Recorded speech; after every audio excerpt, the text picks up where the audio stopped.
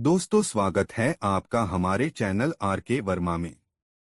गंगाराम पटेल और बुलाखीराम की नई मजेदार कहानी। दोस्तों, कहानी पूरी जरूर सुने। दोस्तों, गंगाराम पटेल और बुलाखीराम दोनों रात को एक दूसरे नगर में ठहरे तो वहां बुलाखी फिर बाजार में एक अजूबा नजारा देख आया। उसने जब वापस लौटकर यह बात गंगाराम पटेल को बताई तो गंगाराम ने अपना वही रटा रटाया वाक्य दोहरा दिया, अभी नहीं बुलाखीराम, मैं तेरी इस बात का उत्तर रात को सोते समय ही दूंगा। अभी तो यात्रा से चलकर आए हैं, थके हुए हैं। पहले नहा धोकर स्नान ध्यान कर लें। भोजन के पश्चात जब निवृत्त हो जाएंगे तब आराम से बिस्तर में लेटकर सारी बातें होंगी। अभी तो पहले तू अपनी, मेरी और उन दोनों बेचारे घोड़ों की पेट पूजा की तैयारी कर, क्योंकि हमारी तरह वे भी तो थके हुए होंगे। ऐसा कहकर पटेल शौचादि से निवृत्त होने के लिए चले गए। रात को जब वे दोनों फारिग होकर बिस्तर पर आ लेटे तो पटेल ने उससे कहा, हाँ तो बुलाखीराम जी, अब आप उस नई घटना को बताइए जिसे आज शाम आप इस नगर में देख आए हैं और जिसका रहस्य जानने के लिए आप मरे जा रहे हैं। बुलाखी कहने लगा, पटेल जी, लगता है आज आप विनोद के भाव से भरे हुए हैं, तभी आज आप मुझे आप कहकर संबोधित कर रहे हैं, अन्यथा आप तो मुझे तू के संबोधन से नवाजा करते थे। भाई बुलाखी सुनकर पटेल बोले, दो मित्रों में जब ज्यादा गहरा अपंत्व का भाव होता है वहां सारी औपचारिकताएं अपने आप खत्म हो जाया करती हैं। मेरी बातों का बुरा मत माना कर, मैं तुझे अपना मानता हूं न, इसलिए ऐसी आदत पड़ गई है।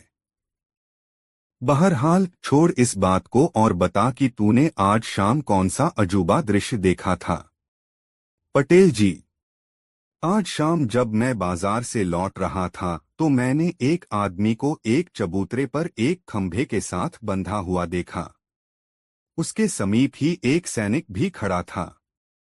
चबूतरे के ऊपर एक सरकारी निर्देश टंगा हुआ था जिस पर लिखा था, हर खासवाम को यह निर्देश दिया जाता है कि जो भी शख्स इस राह से गुजरे वह कोड़ा उठाकर इस व्यक्ति को गिनकर 5 कोड़े अवश्य मारे। जो इस निर्देश का पालन नहीं करेगा उसे राजा की ओर से 5 कोड़े लगाकर दंडित किया जाएगा। पटेल जी, जब मैंने उस निर्देश को पढ़ा था तो मैंने सोचा कि इसका दंड जाने बिना मैं इसे कोड़े क्यों मारूं।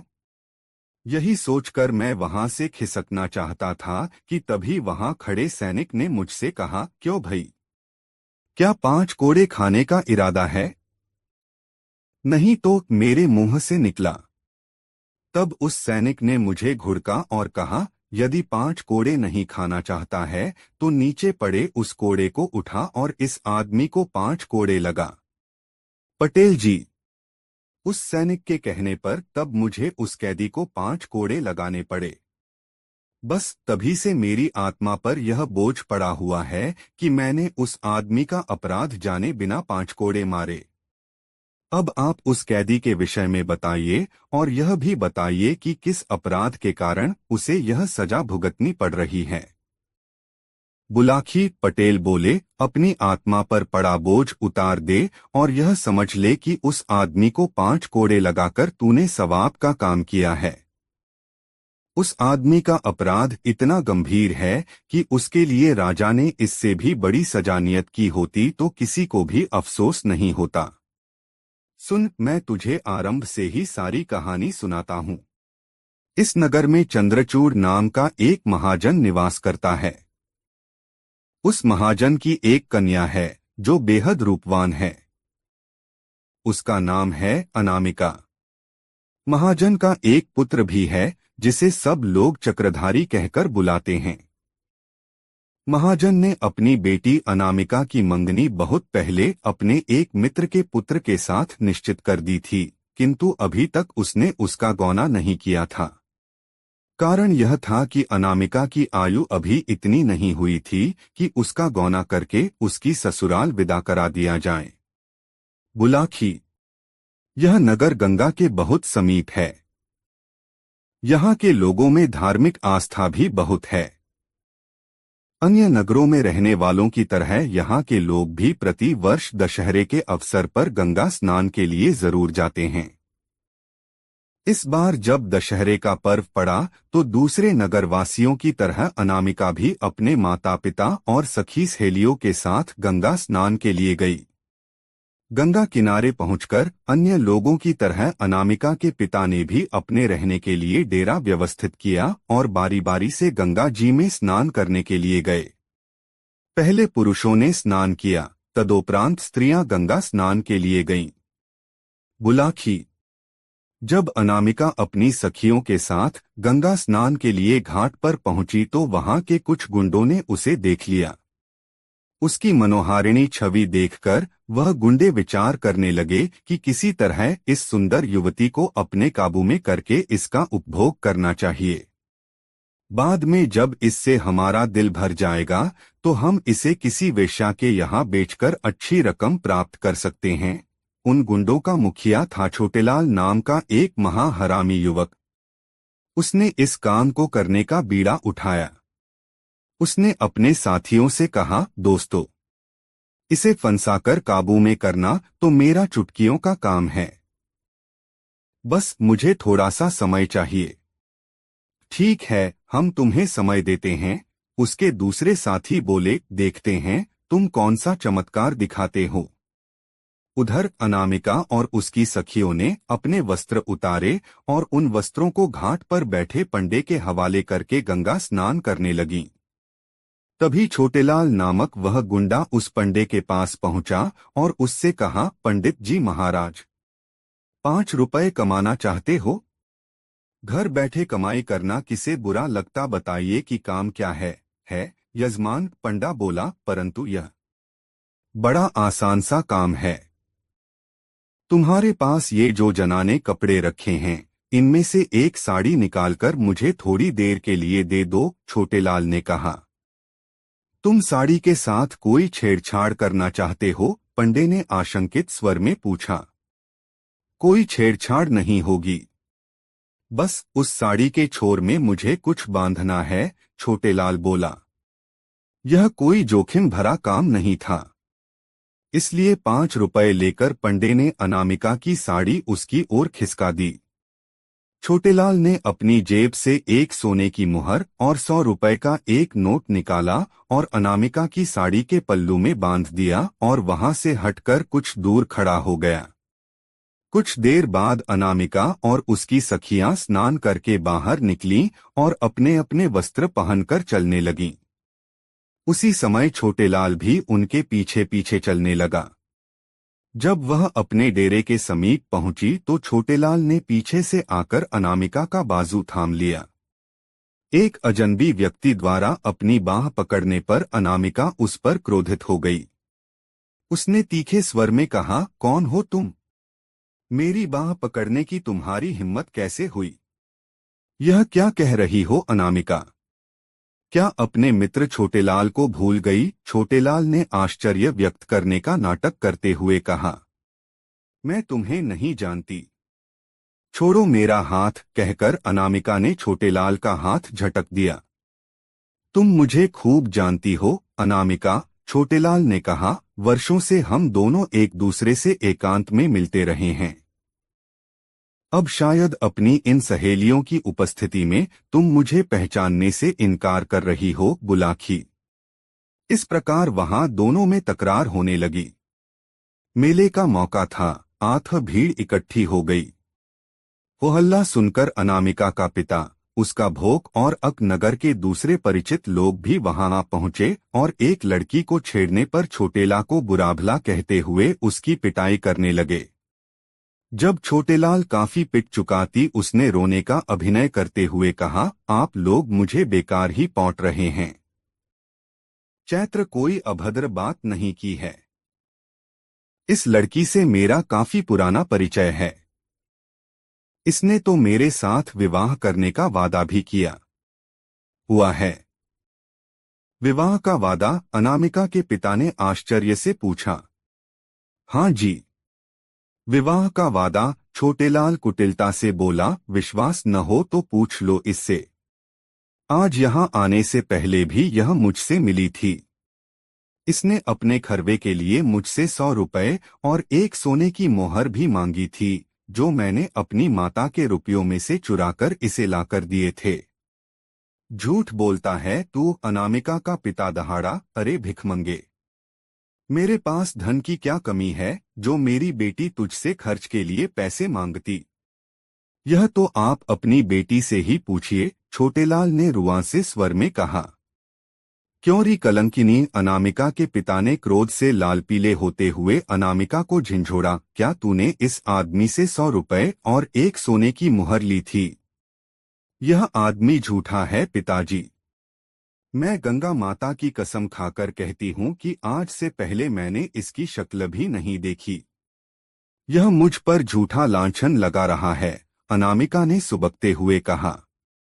सेठ जी, अगर मैं झूठा साबित हूं तो आप यहीं मुझे 100 जूते मारना और जो भी सजा आप देना चाहें मैं खुशी से मंजूर कर लूंगा, पर पहले आप अपनी बेटी की तलाशी तो लीजिए। मैंने आज जो रकम इसे दी थी वह अभी भी इसके पास होगी, छोटेलाल बोला। सबको यह विचार पसंद आया।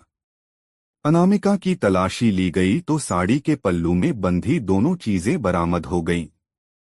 इस पर तो सब लोग अनामिका और उसके पिता को दोषी मानने लगे। सब लोग उन पर धू-धू करने लगे। बुलाखी। तब अनामिका के पिता और उसके भाई को अनामिका पर इतना क्रोध आया कि उन्होंने उसी घड़ी अनामिका का त्याग कर दिया। वे घर लौट गए और छोटेलाल अनामिका का हाथ पकड़कर विजेता की तरह उसे ले चला। अनामिका दहाड़े मार कर रोने लगी और बार बार छोटेलाल के चंगुल से छूटने का प्रयास करने लगी, लेकिन तभी छोटेलाल के साथी गुंडे भी उसकी सहायता के लिए वहां पहुंच गए और उन्होंने छोटेलाल और अनामिका को अपने घेरे में ले लिया। बुलाखी। जब अनामिका रो रो कर हलकान हो रही थी और अपनी सहायता की गुहार लगा रही थी, तभी यहाँ के राजा की सवारी वहां से गुजरी। एक लड़की को सहायता के लिए चिल्लाते देख राजा ने अपनी पालकी रुकवाई और नीचे उतर का सड़कों से उसके रोने का कारण पूछा। अनामिका ने रोते हुए सारी बात बताई तो फिर सड़क ने छोटेलाल से पूछा। छोटेलाल ने वही झूठी कहानी राजा के सामने दोहरा दी कि राजा लड़की उससे प्रेम करती है, फिर भी सबके सामने अपनी बात कहने में संकोच कर रही है। इसके माता पिता ने अब इसे मुझे सौंप दिया है। उस मुंडे छोटेलाल की बातें सुनकर राजा को कुछ गोलमाल नजर आया। उसने अपने सैनिकों को आदेश दिया कि इन दोनों को अपने नगर से चली। वहीं मैं सारी बातें अनकर इस बात का निर्णय करूंगा कि इन दोनों में से कौन सच्चा है और कौन झूठा। तब दोनों दरबार में पेश किए गए। राजा ने अनामिका से पूछा, देवी, तुम कहती हो कि अब से पहले तुमने इस आदमी को कभी देखा नहीं था, फिर इसकी यह भारत क्यों कर सच साचित हो गई कि तुम्हारी साड़ी के पल्लू से इसके दिए हुए रुपए और सोने की घोहर चरामद हो गई? अन्नदाता, अनामिका बोली, मुझे इस बात का बिल्कुल भी ज्ञान नहीं है कि रे दोनों चीजें मेरी साड़ी के पल्लू में किसने बांधी। अपनी साड़ी तो मैंने कहीं उतारी भी नहीं, सिवाय उस समय के जब मैं स्नान करने के लिए गंगा जल में उतरी थी। अपने वस्त्र तुमने कहाँ रखे थे? राजा ने पूछा। हमने अपने वस्त्र घाट पर बैठे पंडे को सौंपे थे, अनामिका ने कहा। पलक झपकते ही सारी बातें राजा की समझ में आ गईं। वह समझ गया कि सड़कों के साथ छल किया गया है। तब उसने उस पंडे को दरबार में पेश होने का हुक्म दिया और पंडे के पहुंचने पर राजा ने उसे दंड का भय दिखाया तो भय से कांपते हुए छे ने सब कुछ बक दिया। उसने बता दिया कि यह काम छोटेलाल ने ही किया था। बुलाखो। सच्चाई जानकर राजा ने अनामिका के पिता को बुलाकर अनामिका तो उसे सौंप दी और उस पंडे और छोटेलाल के साथियों को पकड़कर उन्हें 100 कोड़े लगाने की सजा दी और क्योंकि मुख्य अपराधी छोटेलाल था, उसे यह सजा दी कि इस दिन तक इसे खंभे से बांधकर इस पर कोड़े बरसाए जाएं। साथ ही यह आदेश भी लिखकर वहां चिपका दिया कि जो भी राहगीर वहां से गुजरे वह छोटेलाल को 5 कोड़े जरूर मारे। यदि वह ऐसा नहीं करेगा तो फिर राजाज्ञा से 5 कोड़े उसी को मारे जाएंगे। कहानी का समापन कर पटेल बोले, सोहे बुलाखी। यह है सारी कहानी। आबा राजा की आज्ञा से छोटेलाल को सजा दी जा रही है। अपने कुकर्म का फल उसे भोगना पड़ रहा है। जो दृश्य आज तूने देखा है वह उसी समय का है। उम्मीद है यह सब जानकर तेरी उत्सुकता शांत हो गई होगी। आथ अब मुझे भी सोने दे और स्वयं भी सो रह, कहकर पटेल ने आंखें मूंद लीं। बुलाखी भी सोने की तैयारी करने लगा। दोस्तों, गंगाराम पटेल और बुलाखीराम की यह मजेदार कहानी आपको कैसी लगी कमेंट करके जरूर बताएं। दोस्तों, काशी यात्रा से वापसी के चरण में गंगाराम पटेल और बुलाखीराम नाई एक नए नगर में पहुंचे और रात्रि विश्राम उसी नगर में किया। उस नगर में बुलाखीराम ने एक बाग के अंदर एक ऐसा तालाब देखा जिसके घाट सोने के थे। उसमें जो मछलियां तैर रही थीं, वह सब चांदी की थीं। सोने का घाट और चांदी की मछलियों को देखकर बुलाखीराम की उत्सुकता जाग उठी। रात को सोने से पूर्व उसने गंगाराम पटेल से रहस्य को बताने के विषय में कहा तो उन्होंने कहा, बुलाखीराम, इस भारत देश में श्रीपुर नाम का एक नगर है। उस नगर में राजनारायण नाम का युवक रहता था। वह क्षत्रिय जाति का था। आथ उसे शिकार करने का बहुत शौक था। वह प्रायः अकेला ही जंगल में जाकर बनेले पशुओं का शिकार किया करता था। एक बार आखेट की तलाश में राजनारायण एक ऐसे जंगल में चला गया जहां वह पहले कभी नहीं गया था।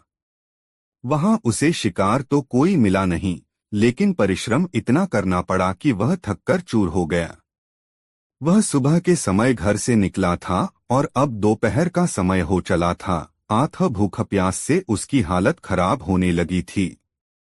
बुलाखी, इंसान भूख को तो किसी हद तक बर्दाश्त कर लेता है, किंतु यदि पानी न मिले तो उसकी हालत खराब हो जाती है। यही हाल राजनारायण का भी हुआ। वह प्यास बुझाने के लिए सारे जंगल में भटकता रहा कि शायद कहीं उसे कोई तालाब या नदी दिखाई दे जाए, किंतु न तो कोई तालाब न कोई नदी या ऐसी जोहड़ दिखाई दी जिससे जल पीकर वह अपनी तृष्णा शांत कर पाता। जल न मिलने से उसकी हालत बिगड़ने लगी और वह चक्कर खाकर एक स्थान पर बेहोश होकर गिर पड़ा। संयोग से उस समय उस वन में एक देवकन्या वन विहार के लिए आई हुई थी। उसने जब भूमि पर बेहोश पड़े राजनारायण को देखा तो वह नीचे उतरी और राजनारायण का निरीक्षण करने लगी। राजनारायण बहुत खूबसूरत और तंदुरुस्त नौजवान था। देवकन्या उसका रूप देखकर उस पर मोहित हो गई। उसने राजनारायण को अपनी बाहों में उठाया और उसे एक सरोवर के किनारे ले गई। वहां उसने राजनारायण के मुख पर पानी के छींटे मारे तो राजनारायण की बेहोशी टूट गई।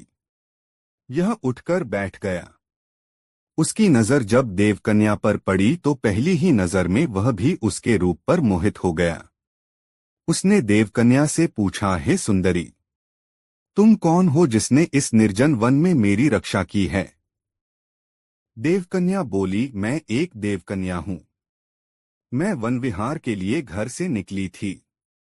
जंगल में तुम मुझे बेहोश पड़े दिखाई दिए तो मैं तुम्हें इस सरोवर पर ले आई। पहले जी भरकर अपनी प्यास बुझा लो, बाकी बातें बाद में होंगी। बुलाखी, तब राजनारायण ने पहले तो सरोवर से जल पीकर अपनी तृष्णा शांत की, फिर उस देवकन्या से कहा, हे सुंदरी, मैं तुम्हारा स्वरूप देखकर तुम पर मोहित हो गया हूं। अब से पहले मैंने तुम्हारे जैसी कोई अन्य सुंदरी नहीं देखो। क्या तुम मुझसे विवाह करना पसंद करोगी?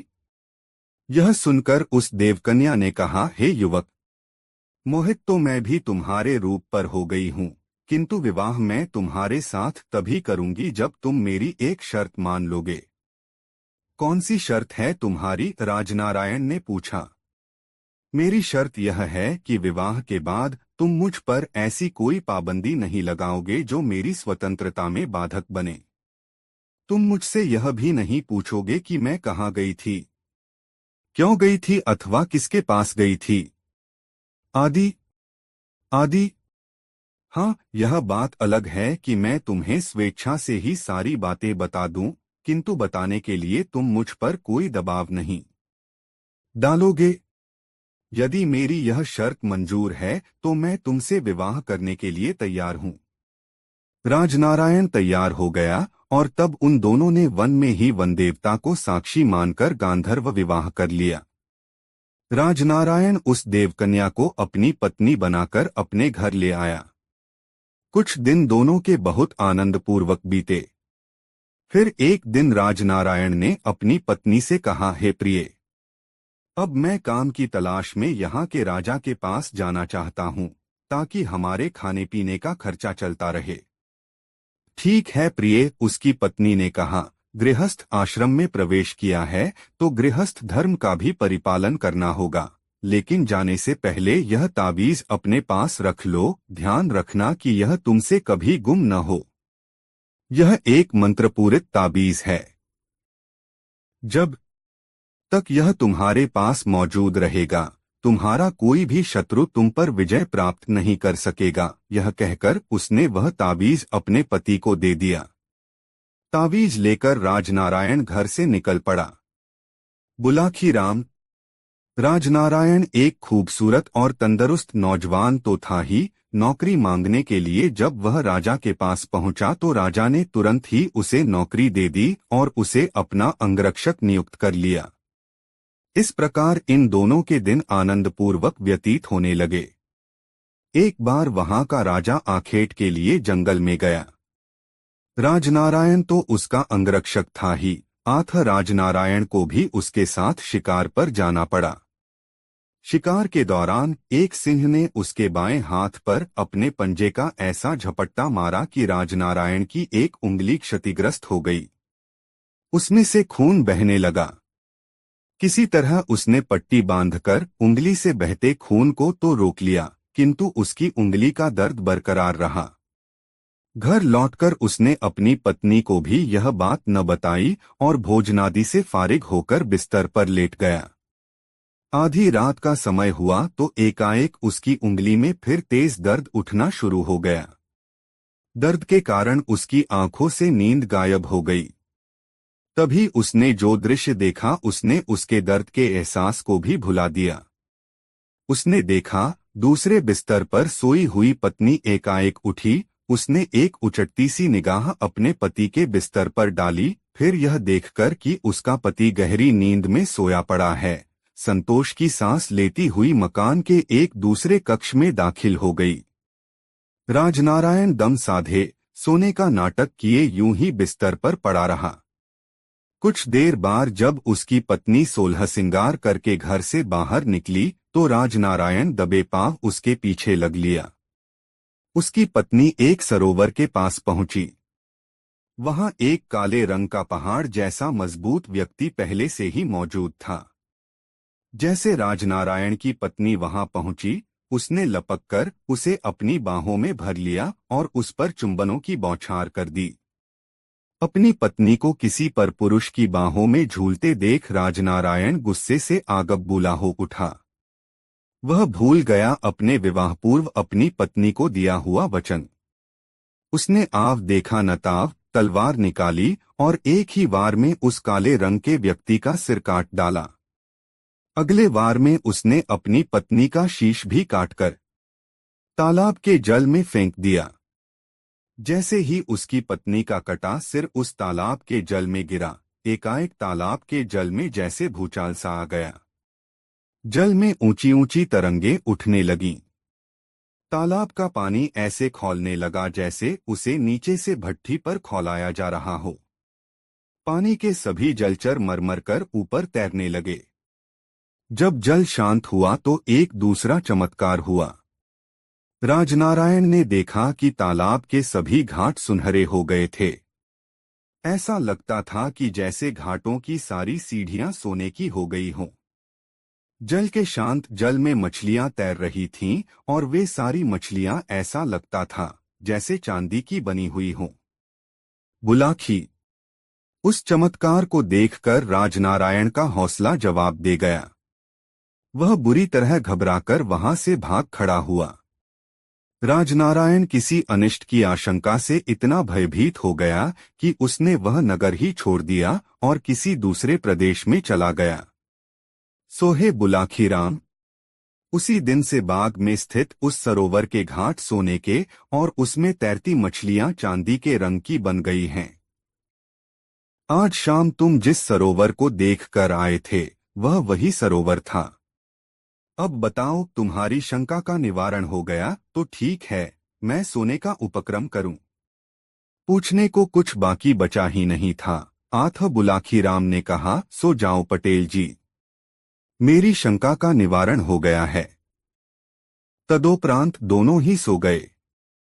दोस्तों, काशी यात्रा की वापसी के 14वें चरण में दिन भर की यात्रा करते हुए गंगाराम पटेल और बुलाखीराम नाई हरिपुर नामक नगर में पहुंचे और रात्रि को वहीं विश्राम करने का निश्चय करके एक धर्मशाला में ठहर गए।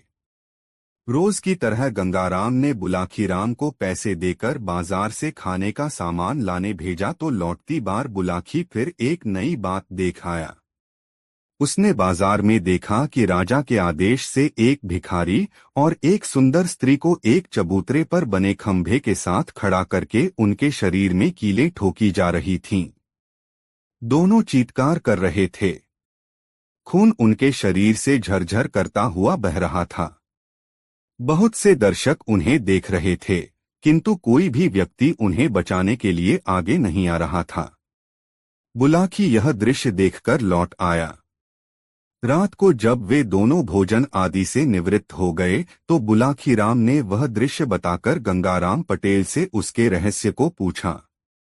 गंगाराम पटेल ने तब उससे इस प्रकार कहा, बुलाखीराम, यहाँ से 100 कोस के फासले पर एक नगर है, कौशाम्बी। वहां राजा नरदत्त का शासन था। नरदत्त की रानी शालिनी राजा से नाराज रहती थी। उसका कहना था कि राजा उसकी बहुत उपेक्षा करता है, वह उसे उसके मायके नहीं जाने देता, नहीं वह उसकी इच्छाओं का कोई सम्मान करता है। बुलाखी। रानी का यह आरोप सरासर गलत था। राजा शालिनी को बहुत चाहता था, किंतु राजकाज में उसे इतनी व्यस्तता रहती थी कि वह चाहकर भी रानी के साथ उसके मायके जाने के लिए समय नहीं निकाल पाता था। लेकिन जब रानी अपनी जिद पर अड़ गई तो वह कुछ दिन के लिए उसे उसके मायके ले जाने के लिए तैयार हो गया। एक दिन वे दोनों अपने नगर से चल दिए। रास्ते में एक ऐसा जंगल मिला जहां पानी का कोई साधन नहीं था। 12 कोस आगे और 12 कोस पीछे पानी की एक बूंद नहीं मिलती थी। दैवयोग से खोज करने पर राजा को एक ऐसा कुआं दिखाई दे गया जो एक आम के वृक्ष के नीचे बना हुआ था। उस कुएं में पानी तो था, किंतु पानी बहुत गहराई पर था। राजा उसमें पानी देखकर प्रसन्न हो गया। उस कुएं के पास एक भिखारी बैठा हुआ अपना चिकारा, एक प्रकार का वाद्ययंत्र, बजा रहा था। रानी को भोजन तैयार करने के लिए कहकर राजा नहाने के लिए चला गया। उधर भिखारी का गाना सुनकर रानी उसकी ओर आकर्षित हो गई। राजा नहा धोकर वापस लौटा। उसने खाना खाया और गहरी नींद सो गया। तब रानी उठकर उस भिखारी के पास पहुंची और उससे कहा, प्यारे, मुझे तुमसे प्यार हो गया है। मैं तुम्हारे साथ कहीं भी चलने के लिए तैयार हूं। मुझे अपने साथ ले चलो। मैं एक राजा की पत्नी को कैसे भगा के ले जा सकता हूं? उसे मालूम पड़ गया तो वह मेरी खाल खींचवा लेगा, भिखारी ने डरते हुए कहा। लेकिन रानी नहीं मानी। वह उसके पीछे ही पड़ गई। पीछा छुड़ाने की गरज से तब उस भिखारी ने रानी से कहा, ठीक है, मैं तुम्हें साथ ले चलने को तैयार हूं, किंतु मैं जैसा कहूंगा वैसा तुम्हें मानना होगा। रानी तैयार हो गई। भिखारी ने तब उससे कहा कि वह राजा को कुएं में धकेल दे। भिखारी का कहना मानकर रानी सोए हुए राजा के पास पहुंची। उसने राजा को झकझोर कर उठाया और उससे कहा, मुझे बहुत जोर से प्यास लग रही है। आप कुएं से मेरे पीने के लिए पानी ला दीजिए। आंखें मलता हुआ राजा उठा और रानी को साथ लेकर कुएं पर पहुंच गया। राजा ने जैसे पानी लेने के लिए रस्सी बाल्टी कुएं में लटकाई, रानी ने उसे जोर से धक्का दे दिया। राजा गुडुप गुडुप करता हुआ पानी में डूबने लगा। उसी समय रानी उस भिखारी के साथ वहां से भाग गई। भिखारी और रानी ने पेट पालने के लिए गांव-गांव जाकर नाचना गाना शुरू कर दिया। उधर राजा कुएं में डूबा नहीं था। वह एक पत्थर को पकड़कर अधर में लटका हुआ था। कई दिन ऐसे ही बीत गए। एक दिन एक पशुओं का व्यापारी उधर से गुजरा। उसके पास बहुत से मवेशी थे जिनकी पीठों पर अनाज लदा हुआ था। उसने कुएं से जल खींचने के लिए रस्सी बाल्टी लटकाई तो राजा ने उस रस्सी को पकड़ लिया। ऊपर से वह पशुओं का व्यापारी ताकत लगा रहा था, किंतु रस्सी उससे खींच ही नहीं रही थी। उसने कुएं के भीतर झांका तो 2 हाथ बाल्टी पकड़े उसे दिखाई दिए। तब उसने अपने साथियों की मदद से राजा को बाहर निकाला। इतने दिन पानी में भूखा पड़ा रहने से राजा को न तो कुछ दिख ही रहा था और न वह कुछ सुन ही रहा था। उसका बोल भी नहीं निकल रहा था। उस पशुओं के व्यापारी ने 2 दिन तक राजा को धूप में रखा, उसकी सेवा की तो राजा ठीक हो गया। उसने उस पशुओं के व्यापारी को अपनी आपबीती सुनाई। पशुओं के व्यापारी ने उसे आश्वासन दिया कि वह राजा को उसके राज्य तक पहुंचाएगा, लेकिन राजा ने मना कर दिया। वह बोला, तुमने मेरे प्राण बचाए हैं, अब से यह जीवन तुम्हारे लिए है, मैं तुम्हारे साथ ही रहूंगा। तब से राजा भी उस पशु व्यापारी के साथ गांव-गांव, शहर-शहर भटकने लगा। एक दिन एक शहर में उसने मजमा जुटा देखा। उत्सुकतावश वह भी मजमा देखने पहुंच गया। वहां क्या देखता है कि उसकी रानी ठुमक ठुमक कर नाच रही है और वह भिखारी गीत गा रहा है। दर्शक उनकी ओर पैसे फेंक रहे हैं। रानी ने अपने पति को पहचान लिया था। उसे देखकर वह बेहद आतंकित हो उठी। वह सोचने लगी कि यह डूबने से बच कैसे गया। तभी वहां के राजा का बुलावा नाच देखने के लिए आ गया। वह उस भिखारी के साथ अपना नाच पेश करने के लिए राज दरबार में चली गई। सारी रात नाच का कार्यक्रम चलता रहा। राजा बेहद खुश था। उसने कलाकारों से पूछा, बताओ मैं तुम्हारे लिए क्या कर सकता हूँ? तुम जो भी मांगोगे वही मिलेगा। महाराज, दुहाई हो, बस कृपा बनी रहे। हमें रुपया पैसा कुछ नहीं चाहिए, रानी ने विनय की। हम बहुत प्रसन्न हुए। तुम सच्चे कलाकार लगते हो, पर तुम्हें कुछ तो मांगना ही होगा। हमारे दरबार से कोई खाली हाथ नहीं जा सकता, राजा बोला। तो महाराज एक काम करें, आपके राज में एक पशुओं का व्यापारी आया हुआ है। उसके साथ एक नौकर भी है। आप उस नौकर को फांसी पर चढ़वा दें। राजा ने तत्काल अपने सिपाही भेजकर पशु व्यापारी के नौकर को पकड़ बुलाया। नौकर बहुत डरा हुआ था। पशु व्यापारी भी दरबार में आ गया। राजा ने उस नौकर को बताया कि वह फांसी पर चढ़ाया जाने वाला है। नौकर बने राजा ने तब हाथ जोड़कर राजा से निवेदन किया कि पहले उसकी कहानी सुन ली जाए। राजा मान गया। नौकर बने राजा ने तब अपनी दुष्चरित्र पत्नी की सारी कहानी राजा को सुना दी। राजा ने फिर उस पशु व्यापारी से भी पूछा। उसने भी बता दिया कि किस तरह उसने राजा को कुएं से निकाला था। सारी बातें जानकर राजा को बहुत गुस्सा आया। उसने आदेश दिया कि राजा नरदत्त को तो सम्मानपूर्वक उसके राज्य में पहुंचा दिया जाए और उसकी दुष्चरित्र पत्नी और उस भिखारी को खंभे से बांधकर उनके शरीर में कीलें ठोंक दी जाएं। सोहे बुलाखीराम, आज शाम तुम जो दृश्य देखकर आए थे वह वही दृश्य था। राजाज्ञा का पालन किया जा रहा था। राजा के आदेश से ही रानी शालिनी और उसके पुरुष मित्र उस भिखारी को एक खंभे से बांधकर उनके शरीर में कीलें ठोंकी जा रही थीं। इतना कहकर पटेल थोड़ा रुके और उन्होंने बुलाकी की तरफ देखा। फिर पूछा, अब बोलो बुलाकी रां, तुम्हारे प्रश्न का उत्तर तुम्हें मिल गया न? अगर तुम संतुष्ट हो गए हो तो अब सो जाएं। आंखों में नींद गहरा रही है। हाँ पटेल जी, अब आराम से सो जाओ। मेरे प्रश्न का उत्तर मुझे मिल गया है, बुलाखीराम बोला और सोने का प्रयास करने लगा। कुछ ही देर बाद दोनों गहरी नींद में सोए हुए थे। दोस्तों, वीडियो को एक लाइक जरूर करें और कमेंट में बताएं कहानी कैसी लगी। दोस्तों, ऐसी और कहानी सुनने के लिए हमारे चैनल RK वर्मा को सब्सक्राइब जरूर करें। यह वीडियो अपने मित्रों को जरूर शेयर करें। वीडियो देखने के लिए धन्यवाद।